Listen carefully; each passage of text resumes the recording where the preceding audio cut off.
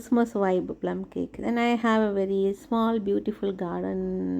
This is rosemary. Wow, nice smell. பக்கத்தில் போனாலே அவ்வளோ நல்ல smell. So this is my hanging plants, money plants, different variety of money plants. I love plants. என்னோட tension buster தான். அப்புறம் சும்மா அங்கேயே கொஞ்சம் நேரம் நிற்பேன், தண்ணி ஊற்றிட்டு செடியை பார்த்துட்டு ஃப்ளவர்ஸ் இருந்தால் எடுத்துகிட்டு சும்மா கொஞ்சம் நேரம் அப்படியே பார்த்து ஃபேஸு பார்த்தேன், வீங்கி இருக்குது தலைவலினால்.